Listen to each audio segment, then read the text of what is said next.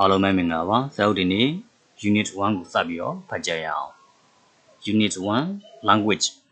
ဘာသာစကားဆရာတို့ language အကြောင်းကိုဆရာတို့ unit 1မှာပေါ့နော်လေ့လာရမယ် language ဆိုတာမြန်မာလိုဆိုရင်ဘာသာစကားလို့အဓိပ္ပာယ်ရတယ်အဲ့တော့ language ဆိုတာဘာလဲပေါ့နော်ဆရာတို့ language ကိုဆရာတို့နေ့စဉ်ဘဝမှာဘယ်လိုအသုံးပြုရမလဲဘာကြောင့်ဆရာတို့ language ကိုလေ့လာရတယ်လဲ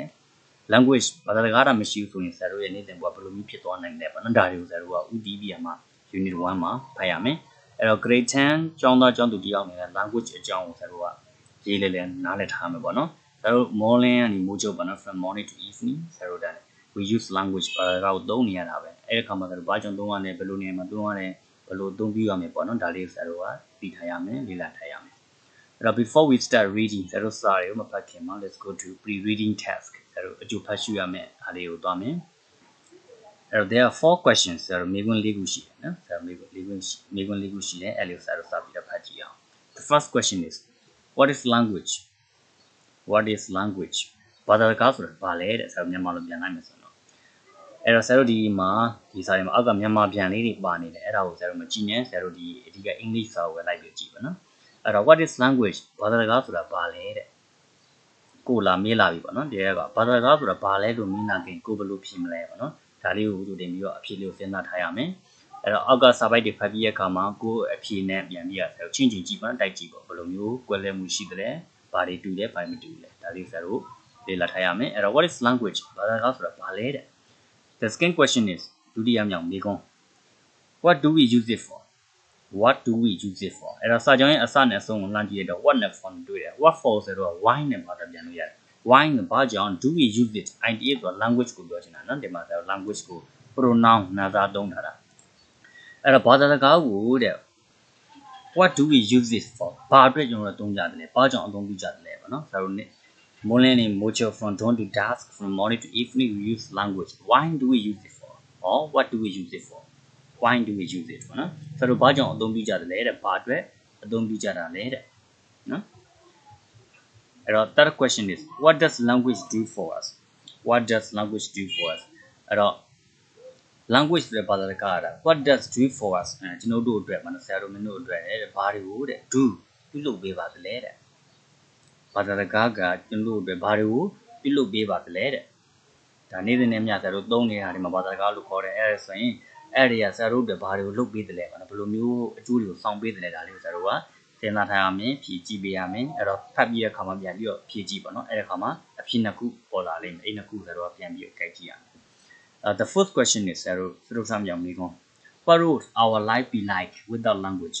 အဲ့တော့ without language လည်းဘာသာစကားတာမရှိဘူးဆိုရင် what would our life be like အဲ့တော့ subject ကြီး our life ရ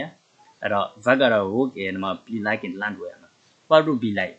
ဘာနဲ့တူညီမလဲပေါ့နော်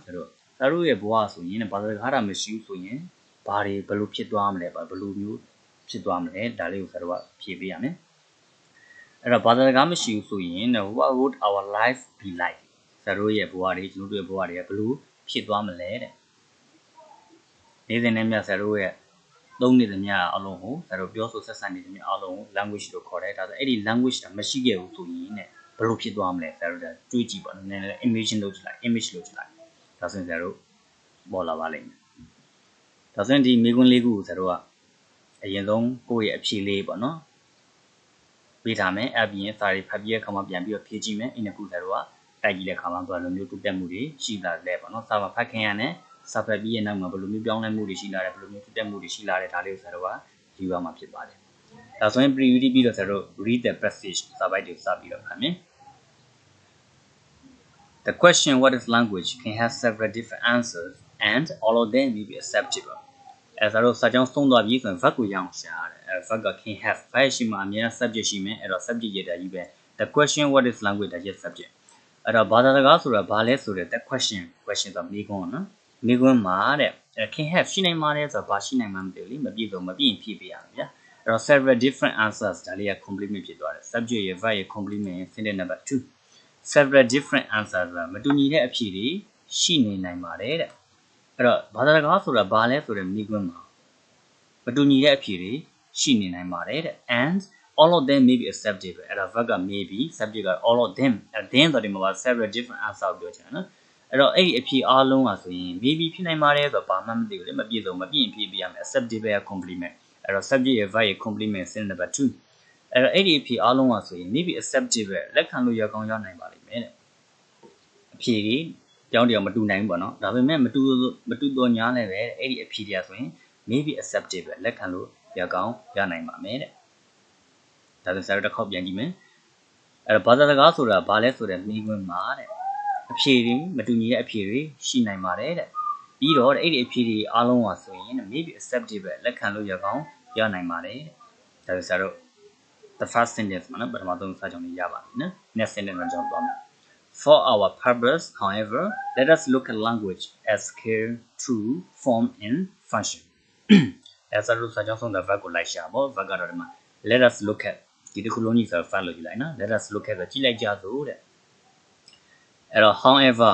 ကိုကြည့် however ဒီဆိုတော့သို့တော်ညာလဲပဲပေါ့နော်အပေါ်စာကြောင်းနဲ့လှမ်းပြီးတွေ့မယ်အဲ့တော့ for our purpose ဆိုတော့ဒီအခု unit 1အတွက်ပေါ့နော်ဆရာတို့တက်ကြောင်မဆရာဒီမှာတော့အခုတော့လို့ဆိုဒီလိုလေးပတ်သက်ပြန်ပြလိုက်တယ်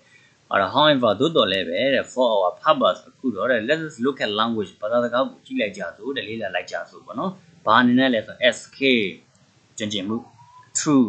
ဆိုတာကရိယာပေါ့နော်ဒီကရိယာတဲ့စာပလာကို true လို့ခေါ်မယ်အဲ့တော့ form ဆိုတော့ပုံစံ and function ဆိုတာဆိုတော့လုံဆောင်မှုတွေအသုံးဝင်မှုတွေအဲ့တော့ဘာသာစကားကိုတဲ့စွမ်းရည်ဆို scale ပြောချင်တာ true ဆိုတာပုံစံ and true ကရိယာ form ဆိုတာပုံစံတွေနဲ့ function လုံဆောင်ချက်တွေဒါမှမဟုတ်အသုံးဝင်မှုတွေအနေနဲ့တဲ့ language ဘာသာစကားကို let us look at ဘာလို့လိုက်ကြလဲလေ့လာလိုက်ကြအောင်ပါလက်ကြည့်လိုက်ကြအောင်ပါတဲ့အဲ့လိုမျိုးဖြစ်ပဲပေါ့နော်ဒီမှာတော့ let us look at ဆိုတော့ တိုက်ရိုက်တွေပဲကြည့်တယ်ဆိုတော့ပေါ့တော့လေ့လာတာပဲလေအဲ့တော့သို့တော်လည်းပဲတဲ့အခုလောဆယ်ဒီ unit 1အတွက်တော့ဗောနော် unit 1ရဲ့အခုရဲ့ရည်ရွယ်ချက်အတွက်တော့ဘာသာစကားကိုစွမ်းရည် scale ကရိယာ true ပုံစံ form တွေနဲ့တဲ့ function အသုံးဝင်မှုတွေအနေနဲ့ let us look at လေ့လာလိုက်ကြအောင်ပါတဲ့ကြည့်လိုက်ကြရအောင်ပါတဲ့ဒါဆိုစပြီးတော့ကြည့်ကြအောင် first language is a set of skills listening speaking reading and writingအဲ့ဒါ verb ကိုလိုက်ရှာ verb က is ပဲ subject ကတော့ language language ဒီဖြစ်ပါသည်ဆိုဘာဖြစ်မှမသိဘူးဒီနောက်တစ်ခုလုံးညာ complement subject ရဲ့ verb ရဲ့ complement sentence number 2အဲ့ဒါ first ပထမဆုံးအနေနဲ့ language ဘာသာစကားဆိုရင် is a set of skill a set ဆိုစွမ်းအစုတစ်ခုလေးပေါ့နော်စုထားတဲ့အစုကို set လို့ခေါ်မယ် is set of skills အဲ့တော့စွမ်းရည်တွေကိုစုထားတဲ့စွမ်းရည်အစုတစ်ခုဖြစ်ပါတယ်တဲ့အဲ့တော့ဒီမှာနောက်မှာဆိုတော့ skill a set of skill ကိုနောက်မှာရှင်းထားတယ်အဲ့ဒါလေးကို column လို့ခေါ်တယ်ပေါ့နော်အဲ့တော့ asset of skill ကိုရှင်းတဲ့ကောင်မှာ column လေး asset 20ချပြီးနောက်ကဘာတွေပါဆိုပြီးဆက်လို့ရှင်းတာအဲ့တော့ listening skill နောက်မှာ skill တော့မပေါ့ဆိုတော့ဘာသာပြန်တော့ listening skill လို့ပြောအောင် listening skill နောက်တော့နဲ့စွမ်းရည်တဲ့ speaking skill အပြောစွမ်းရည် reading skill reader စာဖတ်တာနော်အဖတ်စွမ်းရည်နဲ့တဲ့ writing skill အရေးစွမ်းရည်တွေကိုပါဝင်တဲ့စွမ်းရည်အစုတစ်ခုဖြစ်ပါတယ်တဲ့ထပ်ပြီးဘာသာပြန်ကြည့်မယ်အဲ့တော့ပထမဆုံးအနေနဲ့တဲ့ဘာသာစကားဆိုတာကတဲ့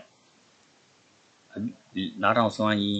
အကြားစွမ်းရည်လို့ပြောနားထောင်စွမ်းရည်လို့ပြောဒီလိုပဲနော်နားထောင်စွမ်းရည်အပြောစွမ်းရည်အဖတ်စွမ်းရည်နဲ့အရေးစွမ်းရည်တွေပါဝင်တဲ့ a set of skill စွမ်းရည်အစုတစ်ခုဖြစ်ပါတယ်တဲ့ဒါဆိုတော့ရမယ်နော်ဒီစာကြောင်းလေးရရင် next sentence တော့ရောက်သွားကြည့်မယ် they are often known as the four language skills အဲ့ဒါ verb ကိုလိုက်ရှာ verb က are often known နော် are နဲ့ known နဲ့လမ်းတော့မယ် subject ကတော့ they အဲ့ဒါ verb ကိုကြည့်လိုက်တော့ဆိုတော့ are နဲ့နောက်က known ဆိုတော့ verb to be နဲ့ verb 3နဲ့တွဲနေတဲ့ passage လို့ခေါ်တယ် passage ဆိုရင် object ကိုရှေ့ပို့ထားမှာပဲဒါဆိုရင် subject နဲ့မှာရောက်နေတဲ့ they ကိုဆိုတော့ကိုလို့ဘာသာပြန်ရမယ်အဲ့တော့ they ဆိုသူတို့ကိုဆိုအဲ့ခဏပါတယ် a set of skills ပေါ့နော် skill ၄ခုကိုတဲ့ are often known သိထားပါတယ်ဆိုတော့ဘာတိမှမသိဘူးမပြည့်စုံမပြည့်ဖြည့်ပေးလိုက်အဲ့တော့ as the four language skill ဒါလည်း complement ဖြစ်သွားမယ် subject ရဲ့ verb ရဲ့ complement sentence number 2 four language skill ဘာသာစကားစွမ်းရည် four ဆို၄ခုပေါ့နော်ဘာသာစကားစွမ်းရည်၄မျိုးလို့တဲ့သိထားကြပါတယ်တဲ့ they are often known as the four language skill အဲ့တော့အဲ့ဒီစွမ်းရည်တွေကိုတဲ့အဲ့ဒီစွမ်းရည်တွေဒါရ they ဆိုတာကခဏဆက်ပြောခဲ့တဲ့ listening speaking reading writing 8 skill ၄ခုပြောချင်တာအဲ့စွမ်းရည်တွေကိုတဲ့ဘာသာစကားစွမ်းရည်၄မျိုးလို့တဲ့ are often known သိထားကြပါတယ်တဲ့အဲ့ဒါဆက်ရရမယ်နော် next sentence တော့ကြောင်းပါမယ်Of these four skills, the listening skill is the first to develop. Verb ကိုလိုက်ရှာ verb က is subject ကတော့ the listening skill. အဲ့တော့ listening skill ဆိုနောက်ထောင်တဲ့စွမ်းရည်ကတော့ is ဖြစ်ပါတယ်တဲ့ဘာဖြစ်မှမသိဘူးအပြင်ဖြစ်ပြလိုက်အဲ့တော့ the first to develop ဒါလည်း complement ဖြစ်သွားမယ်အဲ့တော့ subject ရဲ့ verb ရဲ့ complement sentence number 2 listening skill ကတော့ is the first ပထမဆုံးအရာပါ to develop တော့ဖွံ့ဖြိုးလာရမယ်စွမ်းရည်အဲ့တော့ပထမဆုံးဖွံ့ဖြိုးလာမယ်စွမ်းရည်ကတော့ the listening skill နားထောင်တဲ့စွမ်းရည်ပဲဖြစ်ပါတယ်တဲ့အဲ့တော့ off စာကြောင်းအစမှာပါတယ် off the force skill ဒါလေးကိုကြည့်မယ်အဲ့တော့ off ကိုဆိုတော့ among among နဲ့တွားပြီးပါစာပြင်ဟန်တယ်အဲ့တော့ကြားထဲပေါ့အများအနဲ့ပေါ့နော်နှစ်ယောက်ကြားဆိုရင်ပြီးကိုသုံးတယ်အများရဲ့ကြားထဲမှာအများရဲ့အနဲ့ဆိုရင် off တို့ among among လို့ဆိုတော့သုံးတယ် all the force skill အဲ့ဒီစွမ်းရည်၄မျိုးတည်းမှလို့ဒီပဲပါတာမြန်အဲ့ဒီစွမ်းရည်၄မျိုးတည်းမှာတဲ့ the listening skill နားထောင်မှုစွမ်းရည်ကတော့ is the first to develop ပထမဆုံးဖွံ့ဖြိုးလာတဲ့စွမ်းရည်ပဲ is ဖြစ်ပါတယ်တဲ့ဆရာတို့စွမ်းရည်၄မျိုးရှိတယ် listening speaking reading and writing အဲ့၄မျိုးတည်းမှာပထမဆုံးဆရာတို့ထားတော့ကိုကအင်္ဂလိပ်စာလေ့လာခြင်းနဲ့တူပဲဆိုပါတော့အင်္ဂလိပ်စာလေ့လာခြင်းနဲ့ခါမှာပထမဆုံးကိုကဘာလုပ်ရမလဲ listening ရအောင်အရင်ဆုံးလေ့ကျင့်ရမယ်ပေါ့နော်အင်္ဂလိပ်စကားပြောထားတယ်ကိုကနားထောင်ရမယ်movie တွေကြည့်ရမယ်အင်္ဂလိပ်စကားတွေကြည့်ရမယ်နိအများကြီးနားထောင်ရမယ်listening အရင်ဆုံးလုပ်ရမယ်အဲ့တော့အဲ့ဒီ skill ၄မျိုးထဲမှာတဲ့ listening skill ကတော့ is the first to develop ဖွံ့ဖြိုးလာမယ်ပထမဆုံးဖွံ့ဖြိုးလာမယ်စွမ်းရည်ပဲဖြစ်ပါတယ်တဲ့ဒါဆိုကိုကအင်္ဂလိပ်စာလေ့လာတော့မယ်ဆိုရင်ပထမဆုံးဘာကိုလေ့လာရမလဲဘာကိုအရင်ဆုံးလုပ်ရမလဲသိသွားပြီနော်ပထမဆုံးနားထောင်ရမယ်နားထောင်ရမယ်နားထောင်မှုစွမ်းရည်အများကြီးရှိနေရမယ်နော်ဒါဆိုဆရာတို့ရပြီဒီစာကြောင်းရပြီ next sentence တော့ကြောင်းသွားမယ် it develops during the first 18 months of babyhood အဲ့တော့ it develops ဆို verb ကိုလိုက်ရှာတာ verb က develop subject က id8 ဆိုတော့ဒီမှာပါ listening skill ဆိုတော့ pronoun နာစားအနေနဲ့ဆိုတော့သုံးတာလားအဲ့တော့နားထောင်မှုစွမ်းရည်ဆို develop ဖွံ့ဖြိုးလာပါတယ်တဲ့အဲ့တော့ present simple tense လေးတွေပဲသုံးတာเนาะဒီမှာအဲ့ဒါဆရာတို့သိရမယ် present simple tense ကိုဘာကြောင့်သုံးတယ်လဲဆရာတို့ရဲ့ရေဘူးအမှန်တရားပါเนาะဆရာတို့ habitual action action တို့ universal truth တို့ geographical setting တို့ chemical characteristic တို့ပေါ့เนาะအဲ့လိုမျိုးဟာနဲ့ပတ်သက်လာရင်ဆရာတို့က simple present tense ကိုသုံးတယ်အဲ့တော့ it develops အဲ့ဒီ listening skill က develop ဖွံ့ဖြိုးလာပါတယ်တဲ့ဖွံ့ဖြိုးလာလေးရှိတယ်ပြောချင်တာဘယ်လောက်မှလဲဆိုရင် during ဒါလေးရတာအချိန်ပြဖို့လေ during the first 18 months of babyhood အဲ့တော့ကလေးဘဝရဲ့ပထမဆုံးဘယ်နှစ်လလဲ18 months ဆို18လတနည်းကျော်သွားပြီပါနော်တနည်းမှာ12လတဲ့ကို18လပဲတနည်းကျော်သွားပြီတနည်းခွဲဝန်းကျင်လောက်ပါနော်တနည်းခွဲဝန်းကျင်လောက်အဲ့တော့ကလေးဘဝရဲ့ပထမဆုံး18လအတွင်းမှာပဲ it develops ပထမဆုံးပါလဲစတင်ပြီးဖွံ့ဖြိုးလာပါပြီတဲ့ဖွံ့ဖြိုးလာစတင်ဖွံ့ဖြိုးလာတာတဲ့ဒါဆိုရင်ဆရာတို့ကဘာသာစကားတစ်ခုကကလေးတယောက်လိုပဲသဘောထားလိုက်ကိုအင်္ဂလိပ်စာလေးလာရမယ်ဆိုရင်ပထမဆုံးကိုကနားထောင်ခြင်းစပြီးနားထောင်တာနဲ့တော့ဆရာတို့လုံးဝနားလည်သွားမှာမဟုတ်ဘူးကိုနားထောင်တဲ့အချိန်မှာကိုနားမလဲထားတဲ့အများကြီးပါနေမယ်တစ်လုံးတစ်လေပဲနားလဲမယ်ပေါ့နော်အဲ့တော့ကလေးတယောက်လိုပဲဆရာတို့လူပြည်ကိုရောက်လာတဲ့ကလေးတယောက်လိုမျိုးပထမ18လသူမိခင်ဘာသာစကားကိုစတင်ပြီးဘာလို့နေလဲနားထောင်နေမိခင်ရဲ့ပြောစကားတွေပေါ့နော်ဖခင်ရဲ့ပြောစကားမိခင်ပြောစကားအကူအမတွေညီတွေသူ့ရဲ့ဒီဟိုပေါ့နော်ဦးလေးရဲ့ပြောစကားသူကနားထောင်နေအဲ့လိုနားထောင်နိုင်တဲ့စွမ်းရည်ကပထမဆုံးဘယ်လောက်မှလဲ18လဆရာတို့သိရမလားအင်္ဂလိပ်စာလေ့လာခြင်းနဲ့တူတဲ့ဒါကိုဆရာတို့ကပထမဆုံးခေါင်းနဲ့တက်ထားချစ်ချင်းကြီးက listening skill လို့လိုက်တော့ဒီနေ့လို့မလက်ခံကြဆရာတို့နားလည်သွားမယ်တက်သွားမယ်လို့လုပ်လို့မရအောင်မလောရောက်ပါနော်ဆရာတို့ကအချိန်ယူရတယ် it take time အချိန်ကြာတယ်အချိန်ယူမယ်ဒါလေးဆရာတို့နားလည်ထားရအောင်အဲ့တော့ it develops ဒီနားထောင်မှုစွမ်းရည်ဆိုရင်ဖွံ့ဖြိုးလာပါတယ် during the first 18 months of baby ကလေးဘဝရဲ့ပထမဆုံး18လအတော်တွင်းမှာပဲတဲ့ develop စတင်ဖွံ့ဖြိုးလာပါတယ်ဟုတ်ပြီဒါဆိုဆရာတို့ရပြီ next sentence တော့ကျွန်တော်ကြည့်မယ် the speaking skill develops at about the age of 1.5 years or so အဲ့တော့ဆရာတို့ verb ကိုလိုက်ချင် verb က develop subject က the speaking skill အပြောစွမ်းရည်က develop ဖွံ့ဖြိုးလာပါတယ်ဘယ်မှာလဲဒါလေးအချင်းပြဖို့ at about the age of 1.5 year or so တနေ့ခွဲဝန်းကျင်လောက်နော်သူ့ရဲ့အသက်တနေ့ခွဲဝန်းကျင်လောက်မှာတဲ့အပြောစွမ်းရည်ကတော့ develop ဖွံ့ဖြိုးလာပါတယ်တဲ့ဖွံ့ဖြိုးလာတယ်ဒါဆိုရင်ဆရာတို့ကနောက်ထောင်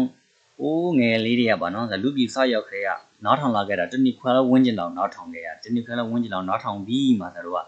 ဘာလုပ်လိုက်တာလဲ speaking skill ကဖွံ့ဖြိုးလာနည်းနည်းလေးရှာလေးလှုပ်တက်လာတယ်ပေါ့နော်ဒါလေးဆရာတို့နားလည်ရမယ်နည်းနည်းလေးအဲ့တော့အပြောစွမ်းရည်ဆိုရင်တနေ့ခွဲဝန်းကျင်လောက်မှာဝန်းကျင်လောက် also ပြောနော်ဆရာ also ဆိုတော့ half year or so တနေ့ခွဲဝန်းကျင်လောက်ဆို also ပြောချင်တာတနေ့ခွဲဝန်းကျင်လောက်မှာပဲတဲ့စတင်ပြီးတော့ဖွံ့ဖြိုးလာပါတယ်တဲ့speaking ဒီ listening skill ဆိုတော့ first 18 months of babyhood ပေါ့နော်ကလေးဘဝရဲ့ပထမ18လအတော်တင်မှာသူကဖွံ့ဖြိုးနေပြီအဲ့ပြီးတော့စကားစတင်ပြီးတော့နည်းနည်းလေးပြောတတ်လာတာကတော့တဲ့ technical ဝန်းကျင်လောက် technical ဒါပေမဲ့ technical ဝန်းကျင်လောက်မှာပဲခွင့်ပြုလာပါတယ်တဲ့နည်းနည်းလေးတကားတစ်လုံးတစ်စနှလုံးစပြောတတ်လာတယ်ပေါ့နော်ဒါဆိုဆက်လို့ရပြီ next sentence နဲ့ကြောင်းသွားကြည့်မယ် When about 4 or 5-year-old age the child is able to use his or her mother tongue quite efficiently as a verb ကိုလိုက်ရှာမယ် verb က is able to use subject ကတော့ the child as the child ဒါလို့ child လို့မထွက်ဘူးဆိုတော့ the child လို့အတန်း child ဆိုတဲ့အတန်းလို့လည်းထွက်ရမယ်အဲ့တော့ကလေးက is able to use able to ဆိုတာနိုင်တာ is able to use အသုံးပြုနိုင်ပါတယ်တဲ့ဘာကိုလဲဆိုတော့ object လို့မလေး his or her mother tongue quite efficiently အဲ့တော့ his or her mother tongue ကလေး object ဖြစ်သွားမယ် subject ရဲ့ verb ရဲ့ object ရဲ့ synonym number 3အဲ့တော့ his or her ဆိုတာဒီမှာ the child ကိုပြောချင်တာကလေးဆိုတာလေယောက်ျားလေးလည်းဖြစ်နိုင်တယ်မိန်းလေးလည်းဖြစ်နိုင်တယ်ဒါကြောင့်မို့ဒီမှာ his ဒါမှမဟုတ် or her သုံးတာလားအဲ့တော့သူ့ရဲ့ mother tongue ဆိုမိခင်ရှာလို့ပြောချင်တာမဟုတ်ဘူးเนาะအဲ့ဒါဆို mother language လို့အင်္ဂလိပ်စာမှာမရှိဘူး native language လို့သုံးတယ် mother tongue လို့ပြောသုံးတယ်မြန်မာလို့ဆိုတော့မိခင်ဘာသာစကားပါနော် mother tongue သူ့ရဲ့မိခင်ဘာသာစကားကို able to use အသုံးပြုနိုင်ပါတယ်တဲ့ဘယ်လောက်ထိလဲဆို quite efficiently and လုံးဝကို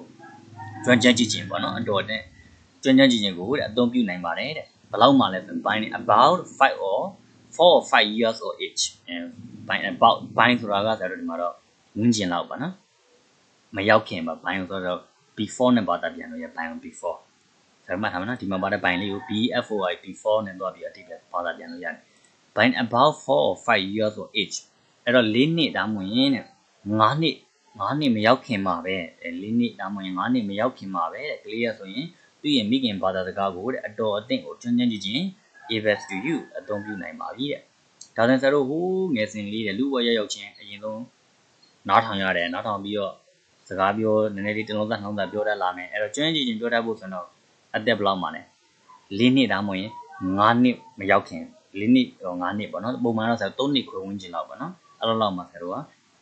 ကျွမ်းကျင်ခြင်းကိုအသုံးပြုနိုင်ပါပြီတဲ့အဲ့တော့ကျွမ်းကျင်ခြင်းအသုံးပြုနိုင်ဖို့ဆိုရင်ဆရာတို့ဘာသာစကားတစ်ခုကိုကျွမ်းကျင်ခြင်းအသုံးပြုနိုင်ဖို့ဆိုအနည်းဆုံး4နှစ်ဒါမှမဟုတ်5နှစ်လောက်ဆရာတို့ကအဲ့ဒီဟာကိုဒရဇတ်ပေါ့နော်နေ့စဉ်နဲ့ညစင်စစ်မပြတ်ဆရာတို့လေ့လာဖို့လိုတယ်အဲ့လိုလေ့လာပြီးသွားပြီဆိုတော့ဆရာတို့ကဒါအင်္ဂလိပ်စာကိုအတော်အသင့်အထိဆရာတို့ပြောနိုင်ပြီရေးနိုင်ပြီဖတ်နိုင်ပြီနားထောင်နိုင်ပြီပေါ့နော်အဲ့တော့ကိုကတလားနှစ်လ3လပဲရှိသေးတယ်ကိုကမပြောနိုင်လို့ဆိုပြီးဆရာတို့ကစိတ်ဓာတ်မကြောက်ရဘူးမဖတ်နိုင်လို့ပြီးစိတ်ဓာတ်မကြောက်ရဘူးဒါအင်္ဂလိပ်စာလေ့လာမဲ့သူတွေက4-5နှစ်လောက်ကိုဆရာတို့ကလေ့လာရတယ်အဲ့လိုလေ့လာပြီးသွားပြီဆိုတော့ you will be able to use English language quite efficiently အဲ့တော့အင်္ဂလိပ်စာကိုကျွမ်းကျင်ခြင်းပဲအသုံးပြုနိုင်ပါလိမ့်မယ်တဲ့ဒါဆိုဆရာတို့ဒီစာကြောင်းလေးထိုက်ရပါတော့ပြန်ကြည့်မယ်အဲ့တော့ subject ရဲ့ verb ရဲ့ object ရဲ့ဆိုတဲ့ simple sentence လေးကိုဒီမှာ phrase နဲ့ဆွဲဆန့်ထားတယ်ဒါဆိုအဲ့ဆွဲဆန့်လိုက်တဲ့ phrase တွေကစပြီးဘာသာပြန်ရမယ်အဲ့တော့4နှစ်ဒါမှမဟုတ်ရင်5နှစ်မရောက်ခင်တော့ဘိုင်ကိုပြောချင်တာ5နှစ်မရောက်ခင်မှာပဲကလေးရဆိုရင်သူ့ရဲ့မိခင်ဘာသာစကားဆို mother tongue ဒါ mother language ကိုမသုံးပါဘူးဆိုတော့တခါတည်းပြောထားမယ် mother tongue native language လို့ပဲသုံးလို့ရမယ်သူ့မိခင်ဘာသာစကားကိုတော့ is well to use quite efficiently လုံးဝကိုကျွမ်းကျင်ခြင်းပေါ့နော်အတော်အသင့်ကျွမ်းကျင်ခြင်းကိုအသုံးပြုနိုင်ပါပြီတဲ့ဒါလည်း set ဒီစာကြောင်းရပြီ next sentence နောက်တစ်ကြောင်းသွားကြည့်မယ် It is only when the child goes to school that he or she learns to read and write အဲ့ဒါ verb ကိုလိုက်ရှာ verb က is subject က id ပေါ့နော် it is ဖြစ်ပါတယ်ဆိုတော့ဘာဖြစ်မှမသိဘူးနော် complement subject ရဲ့ verb ရဲ့ complement sentence number 2ပဲအဲ့တော့ only when ဆိုတော့မှာပဲနော် the child go to school အဲ့တော့ကလေးက goes to school ဆိုကျောင်းသွားတော့မှတာလင် it is ဖြစ်ပါတယ်တဲ့ဘာဖြစ်တာလဲမသိတော့မလန့်ကြည့်လိုက်အဲ့တော့ he or she learns to read and write learn to read and write အဲ့ဒီမှာပါတယ် he or she ဆိုတာလေးရတာကလေးကိုပြောချင်တာနော်ကလေးဆိုတာယောက်ျားလေးလည်းဖြစ်နိုင်တယ်မိန်းကလေးလည်းဖြစ်နိုင်တယ်ဒါကြောင့် subject ကို he or she လို့ဒီလိုမျိုးသုံးထားတာအဲ့တော့ကလေးတစ်ယောက်ကlearns to read and write learn ဆိုတာတက်မြောက်သွားတာနော် learn တက်မြောက်သွားတယ်မှန် learns to read and write စာရေးတတ်သွားတာစာဖတ်တတ်သွားတာဆိုရင်တဲ့ it's only when the child go to school ကလေးပါဘယ်သွားတော့မှလဲကျောင်းသွားတော့မှတာလေဖြစ်ပါတယ်တဲ့ဒါမှကျောင်းသွားတော့မှတာလေစတင်သင်ယူပါတယ်တဲ့အဲ့လိုမျိုးပါသက်ပြန်လည်းရပါတယ်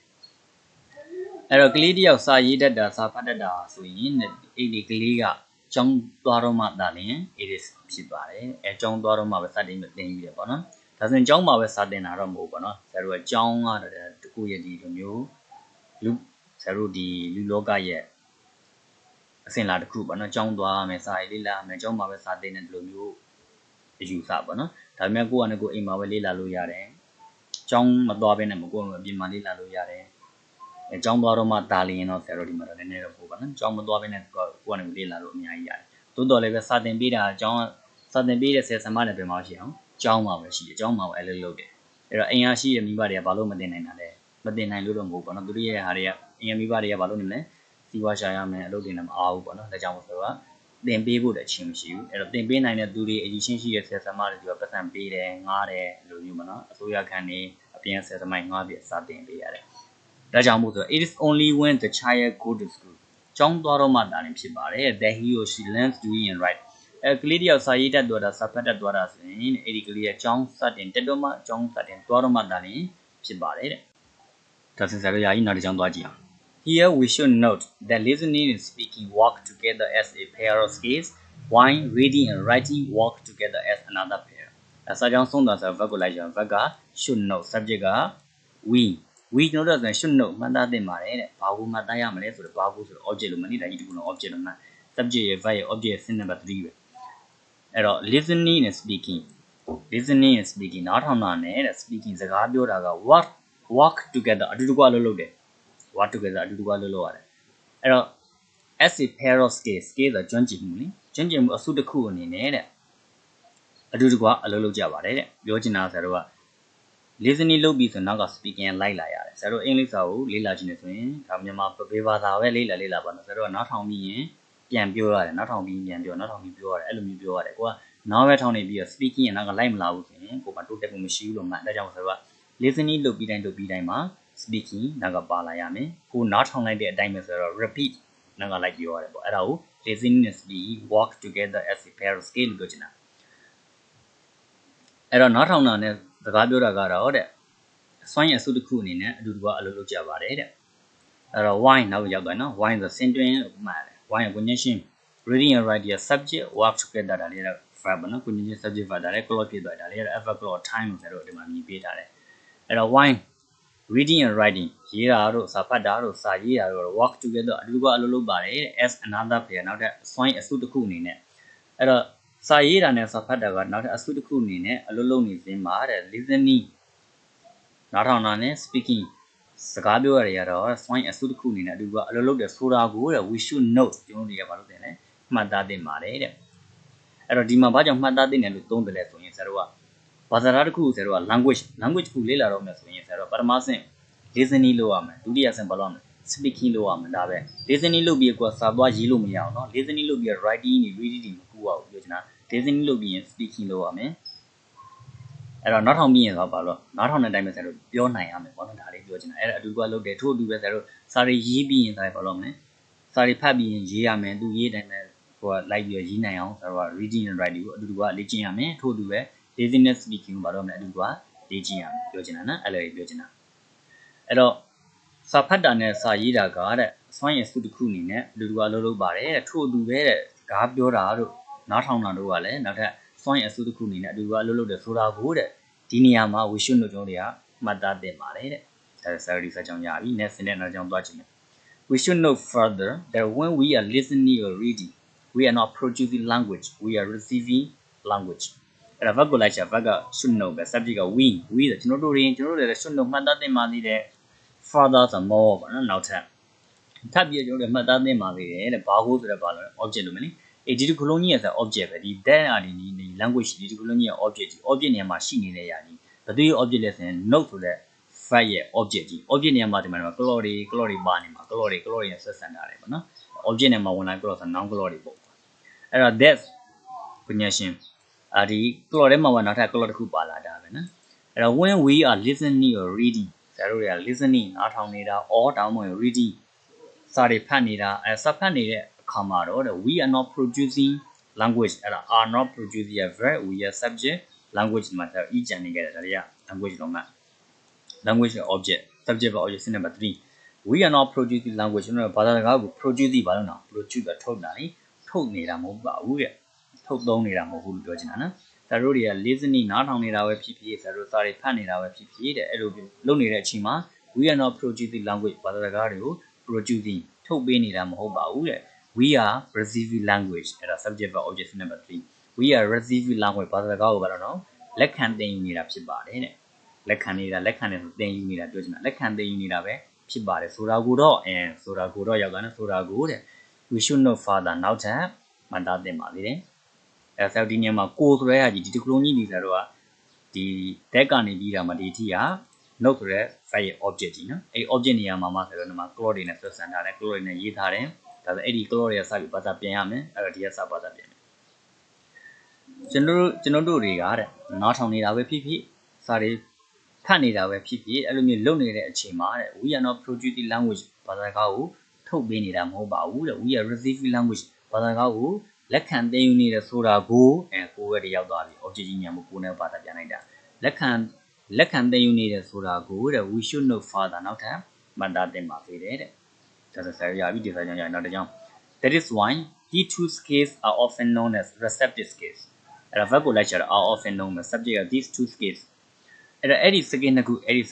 ဆိုတော့ listening နားထောင်တာနဲ့ reading စာဖတ်တာပြောချင်တာအဲ့ဒီနားထောင်တာနဲ့အဲ့ဒီစာဖတ်တဲ့စွမ်းရည်နှစ်ခုကိုတဲ့ are often known သိထားပါတယ်ဆိုတော့ဘာဒီမှမသိလဲမပြည့်စုံမပြည့်ဖြစ်ပေးလိုက် as receptive skills complement ဖြစ်သွားတယ် subject verb complement number 2အဲ့ဒီစွမ်းရည်နှစ်မျိုးကိုတဲ့ကိုလို့ဘာကြောင့်ဘာသာပြန်တယ်လဲ are often known ကြည့်လိုက်တာ are နဲ့ verb 3နဲ့လေ passage ကြီးဒါကြောင့်ဒီ subject နဲ့မှာဝင်လာတဲ့ these two skills ဒီကိုလို့ဘာသာပြန်အဲ့ကောင်ကိုလို့ဘာသာပြန် object ကြီးရှစ်ထုတ်ပြီးရမှာ verb ကိုပုံစံပြောင်းထားတာအဲ့ဒါ passage လို့ခေါ်တယ်အဲ့ စွမ်းရည်နှစ်မျိုးကိုတဲ့ receptive skill လက်ခံသင်ယူစွမ်းရည်ဆိုတော့ဘာသာပြန်နော် receptive skill ကိုလက်ခံတာသင်ယူတာလက်ခံသင်ယူစွမ်းရည်လို့ are often လို့သိထားကြပါတယ်အဲ့ဒါစာကြောင်းရဲ့အစမှာပါတယ် that is why ဆိုတာဒါကြောင့်မို့that is why ဆိုတာဒါကြောင့်မို့အဲ့စွမ်းရည်နှစ်မျိုးကိုလက်ခံသင်ယူစွမ်းရည်တွေလို့ are often လို့သိထားကြပါတယ်အဲ့လက်ခံသင်ယူစွမ်းရည်တွေဘာလဲလို့မေးလာခင် what are the receptive skills ဆိုရင်ဆိုတော့သိရမယ် listening နားထောင်တာရဲ့ reading စာဖတ်တာရဲ့ပေါ့နော်နောက်တစ်ကြောင်းသွားကြည့်မယ် when we are speaking or writing however we are producing language အဲ့တော့အဓိက main verb ကဒီမှာ are produce subject က we language က object subject verb object number 3ရှေ့ကောင်ညဲတာ clause ကြီး ever clause or time အဲ့တော့ however ရှေ့စာကြောင်းနဲ့နှာဆက်ရမှာနော် however ဒါသို့တော်ညာလဲပဲတဲ့ when we are speaking or writing စကားပြောနေတဲ့အချိန်ကျွန်တော်တို့စကားပြောနေတဲ့အချိန်ဒါမှမဟုတ်ရင်တဲ့ writing စာရေးနေတဲ့အချိန်မှာတော့တဲ့ we are producing language ကျွန်တော်တို့တွေကဘာသာစကားကိုဘာလုပ်နေရလဲထုတ်သုံးနေကြတာပဲဖြစ်ပါတယ်ကိုကစကားတွေလည်းပြောနိုင်နေပြီစာရေးလည်းရေးနိုင်နေပြီဆိုရင်ကိုကဘာလုပ်နေပြီလဲထုတ်သုံးနေပြီကိုမှအတိုင်းတာတစ်ခုတည်းအင်္ဂလိပ်စာတတ်နေပြီလို့ပြောချင်တာနော်စကားတွေပြောနိုင်နေပြီစာတွေရေးနိုင်နေပြီဆိုကိုမှအင်္ဂလိပ်စာတစ်ခုဘာလုပ်နေလဲတတ်နေပြီလို့မှန်လိုက်တော့ကိုက listening တွေလုပ်နေတယ် reading တွေလုပ်နေတာလည်းတတ်တော့တို့မြန်သူကပို့ပြတော့ receptive ပေါ့နော်လက်ခံသင်ယူနေတာ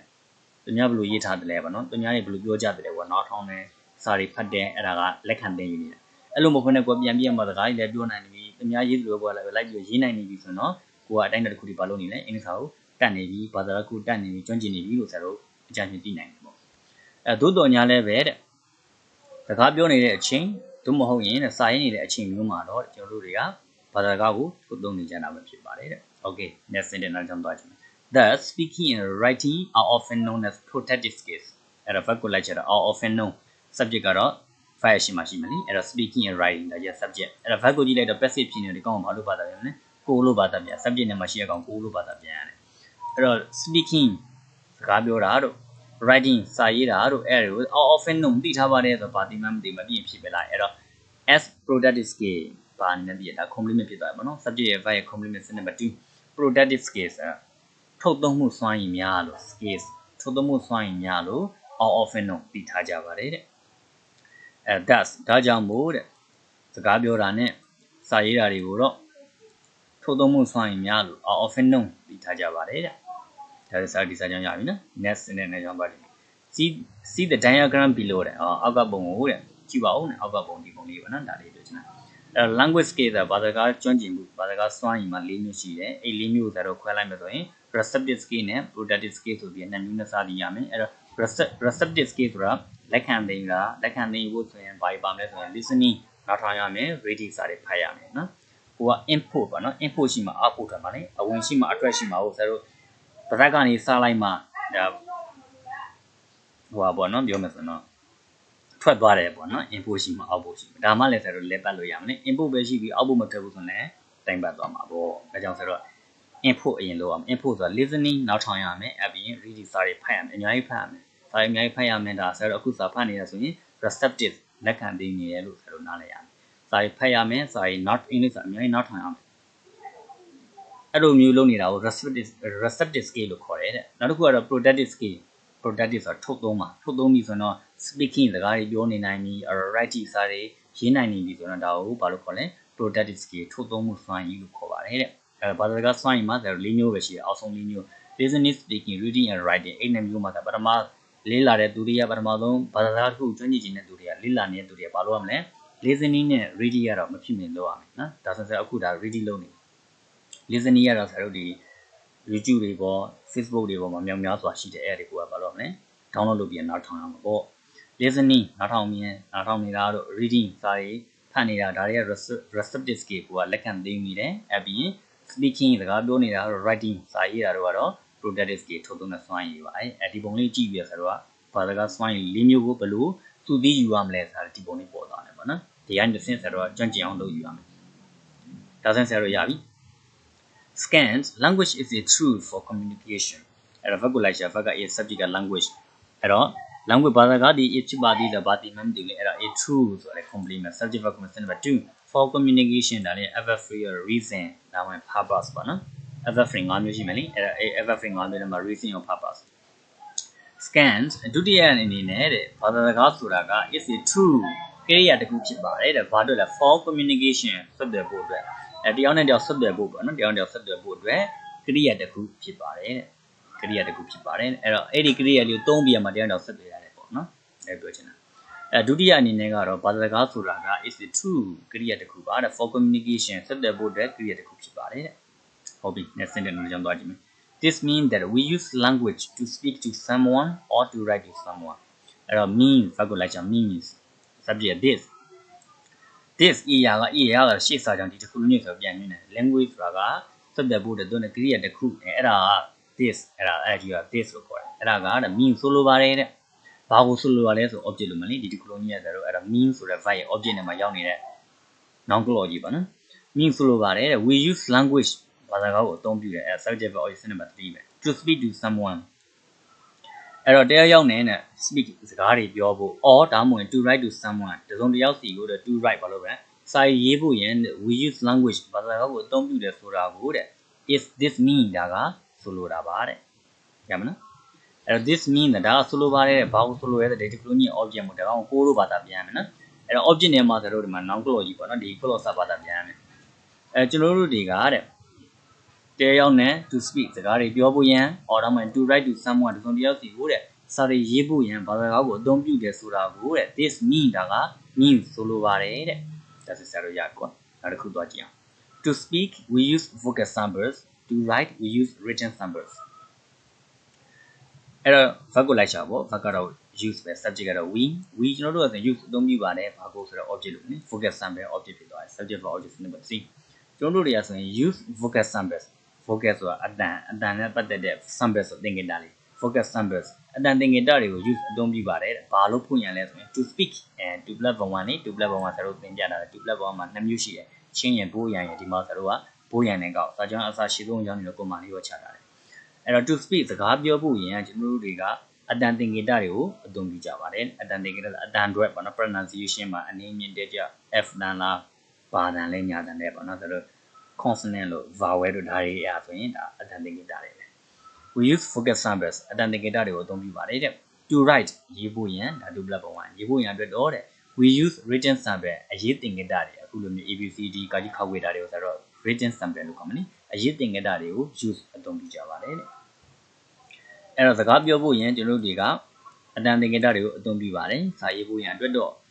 အရေးသင်္ကေတတွေကိုအသုံးပြုကြပါတယ်တဲ့ okay next sentence နောက်ကြောင်းသွားကြည့်မယ်What is interesting here is that when we speak, we use gestures such as the movement of our arms, hands, and also facial expression to help the listener understand us better. အဲ့တော့ verb ကိုလိုက်ရှာအဓိက main verb က is subject ကတော့ what is interesting here ဒါလေးက subject ဖြစ်သွားတယ်အဲ့တော့ဒီတစ်ခုလုံးကြီးမှာဆိုတော့ subject နော် what နဲ့စနေလို့ဆိုတော့မေးခွန်းလို့မထင်လိုက်ပါနဲ့ what is interesting here ကိုဘာသာပြန်ဆိုရင် here ဆိုဒီနေရာမှာ what is interesting စိတ်ဝင်စားတဲ့ကောင်းတာလားအဲ့လိုမျိုးပါနော်ဒီနေရာမှာစိတ်ဝင်စားတဲ့ကောင်းတာက is ဖြစ်ပါတယ်တဲ့ဘာဖြစ်မှန်းမသိလေဘာဖြစ်မှန်းမသိမသိရင်ဘာလုပ်ပြန်လဲဖြည့်ပြရမယ် ဒီနောက်ကတစ်ခုလုံးည complement ပဲ complement နေရာမှာဒီမှာ clause တွေနဲ့ဆက်ဆံထားတယ်ဒါပဲနော်ဖြစ်ပါတယ်တဲ့ဘာဖြစ်တယ်လဲဆိုကြည့် when we speak ကျွန်တော်တို့က speak တဲ့ပေါ့စကားပြောတဲ့အခါ we use gestures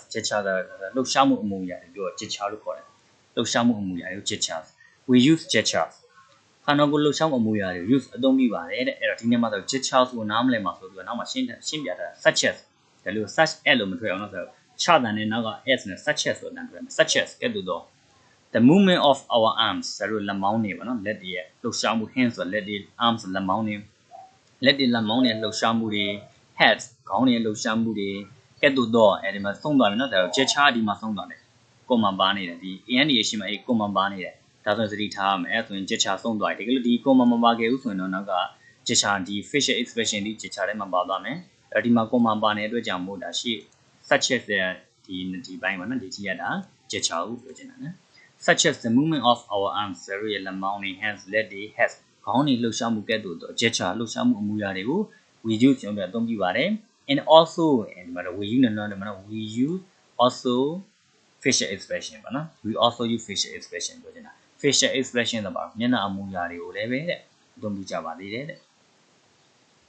အဲ့ဒါဘာလဲဆိုရင်ဘာလို့ဖွင့်ရသုံးလဲဆိုရင် to help the listener understand us better အဲ့တော့ to plus ဘဝဆိုဘာနဲ့ကောက်မလဲဘိုးရန်လေးနဲ့ကောက်လိုက်ပေါ့အဲ့တော့ဒီနေရာမှာဆိုပြောစရာလေးရှိတယ်ပေါ့နော်ဒီ understand verb ဒီမှာလဲ have ဆိုတဲ့ verb အဲ့ understand ဆိုတဲ့ verb ရှိမှာ to လေးမြုပ်ထားတဲ့ဆိုတော့နားလဲရမယ် to မြုပ်ထားတယ်ပေါ့နော် to မြုပ်ပြီးရေးရတယ်ပေါ့ပြောချင်တာတော့အဲ့ဒါဘာကြောင့်လဲဆိုရင်ဒီမှာ HMB have ဆိုတဲ့ verb ကြောင့်အဲ့တော့ see see hear hear wt watch fe and feed and led let HMB have နော်အဲ့လိုမျိုး verb တွေဆိုရင်နောက်မှာ to မြုပ်ပြီးရေးရတယ်ပေါ့နော် to မြုပ်ပြီးဒီ verb ရဲ့ရှိမှာ to မြုပ်ပြီးရေးရတယ်အဲ့တော့ to help the listener understand us better listener ဆိုတာဘာလို့တဲ့သူလဲနားထောင်တဲ့သူတွေကဆိုရင်နားထောင်တဲ့သူတွေကိုတဲ့ us understand us better ပို့ပြီးနားလည်သွားစေဖို့ယင်နော်ပို့ပြီးနားလည်သွားစေဖို့ယင်လက်တွေရဲ့လှုပ်ရှားမှုလက်မောင်းတွေလှုပ်ရှားမှုခေါင်းတွေလှုပ်ရှားမှုကဲ့သို့သော gesture တွေနဲ့ facial expression မျက်နှာအမူအရာတွေကိုကျွန်တော်တို့တွေကအသုံးပြုပါတယ်တဲ့ဘယ်အချိန်မှလဲဆိုရင် when we speak ကျွန်တော်တို့စကားပြောတဲ့အချိန်ဒါဆိုရင်ဆက်တော့ဒီကြောင်းလုံးဘာသာပြန်ပြီနော်ဘာသာဒီကြောင်းလုံးကိုစပြီးဘာသာပြန်အဲ့တော့ subject လေးကိုအရင်ကောက်လိုက်ဒီနေရာမှာစိတ်ဝင်စားတဲ့အကောင်းတာကကျွန်တော်တို့စကားပြောတဲ့အချိန်နားထောင်တဲ့သူတွေကိုပိုပြီးနားလည်သွားစေဖို့ရန်အဲ့ဒါလေးဘာသာပြန်မယ်နော်နားထောင်တဲ့သူတွေဆိုတာ listener ပဲနားလည်ပိုပြီးနားလည်တာ to help understand us better နားထောင်တဲ့သူတွေကိုတဲ့ပိုပြီးနားလည်သွားစေဖို့ရန်လက်မောင်းတွေလှုပ်ရှားမှုလက်တွေလှုပ်ရှားမှုခေါင်းတွေလှုပ်ရှားမှုကဲ့သို့သော gestures ခန္ဓာကိုယ်လှုပ်ရှားမှုတွေနဲ့ facial expression မျက်နှာအမူအရာတွေကိုမျက်နှာအမူအရာလှုပ်ရှားမှုတွေကိုတဲ့ we use တို့တွေကအသုံးပြုကြပါတယ် once again ထားရပါတော့ပြန်ကြည့်မယ်အဲ့တော့ဒီကစမယ် subject လေးစပါတာပြန်မယ်အဲ့တော့ဒီနေရာမှာစိတ်ဝင်စားစရာကောင်းတာကတဲ့ဒီရောက်သွားပြီကျွန်တော်တို့စကားပြောနေတဲ့အချိန်နားထောင်တဲ့သူတွေပိုပြီးနားလည်သွားစေဖို့ယင်လက်မောင်းတွေလှုပ်ရှားမှုလက်တွေလှုပ်ရှားမှုခေါင်းတွေလှုပ်ရှားမှုကဲ့သို့သော gestures ခန္ဓာကိုယ်လှုပ်ရှားမှုတွေအပြင်ခန္ဓာကိုယ်လှုပ်ရှားမှုတွေနဲ့ facial expression မျက်နှာအမူအရာတွေကိုလည်းပဲကျွန်တော်တို့တွေကအသုံးပြုကြပါတယ်ဒါဆိုဆက်ရရအောင်နောက်တစ်ကြောင်းသွားကြည့်မယ် When we write, however, we use graphics such as pictures, photographs, charts, tables, etc. to help the reader understand better. အဲ့ဒါ verb ကိုလိုက်ရင် verb က use ပဲ subject က we ကျွန်တော်တို့လည်းဆိုရင် use အသုံးပြုရတယ်ဆိုတော့ဘာကိုဆိုတဲ့ object လို့မယ်လေအဲ့ဒါ graphics such ဒီနောက်ကတခုလုံးရဲ့ object လို့မယ် subject verb object number 3အဲ့တော့ such as ဆိုကဲ့သို့တော့တဲ့ pictures ဒါဒီက picture ရုပ်ပုံတွေပေါ့နော်ရုပ်ပုံတွေ photograph ဆိုဓာတ်ပုံတွေရုပ်ပုံတွေဓာတ်ပုံတွေchart ဆိုပုံစံကားကြ chart လေးပြီးသား table ဆိုတရားတွေနော်တရားတွေလိုမျိုးပေါ့နော်တရားတွေကဲ့သို့တော့ graphics ဆိုတာသေဥပြပုံတွေရုပ်ပြထားတဲ့ပုံတွေပေါ့နော်သေဥပြပုံတွေကိုတဲ့ we use အသုံးပြုပါတယ်တဲ့ဘယ်အချိန်မှလဲဆိုရင် when we write ကျွန်တော်တို့ဘာလို့လဲချိန်လဲစာရေးတဲ့အခါမှာတော့စာရေးတဲ့အချိန်မှာတော့ကျွန်တော်စာရေးတဲ့အခါမှာတော့တဲ့ရုပ်ပုံတွေဓာတ်ပုံတွေပုံစံကားချက်တွေနဲ့ table တရားတွေကဲ့သို့တော့ graphic ရုပ်ပြပုံတွေကိုသေဥပြပုံတွေကိုအသုံးပြုကြပါတယ်တဲ့ဘာလို့ဖွင့်ရသုံးတယ်လဲဆိုတော့နောက်မှာအကြောင်းပြချက်ပါလာတယ် 2 plus ပုံ1လေ2 plus ပုံ1ဆိုပိုးရနေကော to help the reader understand better စာဖတ်သူတွေကိုပိုပြီးနားလည်သွားစေဖို့ရန်စာဖတ်သူတွေပိုပြီးနားလည်သွားစေဖို့ရန် graphics သေဥပြပုံတွေကိုတဲ့ we use ကျွန်တော်တို့တွေကအသုံးပြုကြပါတယ်ဒါဆိုဆက်လို့ဒီကြောင်းလုံးစပြီးဘာသာပြန်မယ်ဒီကြောင်းလုံးစဘာသာပြန်မယ်ဒီကြောင်းလုံးဘာသာပြန်တဲ့အခါမှာဒီမှာ subject ရဲ့ verb ရဲ့ object ဆိုတဲ့ sentence တွေကိုဒီမှာ2 plus ပုံ1နဲ့ဆက်ဆံတဲ့ဟောဒီမှာ adverb or time ဆို when we write ဆိုလေးဆွဲဆန်ထားတယ်ဒါဆိုအဲ့ဆွဲဆန်လိုက်တဲ့ phrase တွေဆွဲဆန်လိုက်တဲ့ clause တွေစပါတာပြန်ရမယ်အဲ့ဒါဒီ clause စပါတာပြန်မယ်အဲ့တော့ however ရှေ့စာကြောင်းနဲ့တွဲလာမှာပေါ့နော် however သို့တော်ညာလည်းပဲတဲ့ when we write ကျွန်တော်တို့စာရေးနေတဲ့အခါမှာတော့စာဖတ်တဲ့သူတွေဘိုးရင်နားလည်သွားစေဖို့ရင်ရုပ်ပုံတွေဓာတ်ပုံတွေ chart ပုံစံကားချက်တွေနဲ့ဇာတ်တွေကဲ့သို့သော graphic သရုပ်ပြပုံတွေကို we ကျွန်တော်တို့ရ use အသုံးပြုပါတယ်အဲ့တော့ fact ကတော့မြန်မာစာကြောင်း fact ကတော့နောက်ဆုံးမှာဘာသာပြန်ရတယ်ဒါကြောင့်ဆရာတို့ရဲ့မြန်မာစာကြောင်းမှာဘာလို့လဲကရိယာ fact ရှိနေတာပေါ့နော် once again ထိုက်ကြပါပြန်ကြည့်မယ်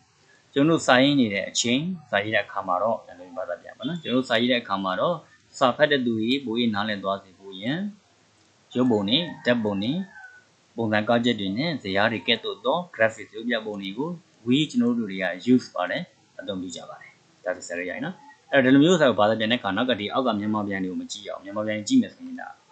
ရှုပ်သွားနိုင်တယ်ပေါ့နော်ဆရာတစ်စင်ချင်းပေါ့နော်တစ်ခုချင်းဘာသာပြန်ပြမယ်အဲ့ဒါပြီးတစ်ကြောင်းလုံးဘာသာပြန်ပြအဲ့ဒါလေးကိုမူတည်ပြီးမှ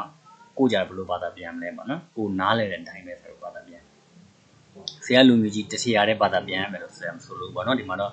ဘာသာပြန်နည်းလေးပေါ့နော်ဘယ်လိုဘာသာပြန်ရတယ်ဘယ်လိုကောက်ရတယ်ဘယ်လိုမျိုးစနစ်နေဆိုရင်ဘယ်လိုမျိုး clause ဘယ်လိုဘာသာပြန်ရလဲဒီလိုမျိုးဆရာတို့ကဆွေးနွေးတင်ပြတာဖြစ်ပါတယ်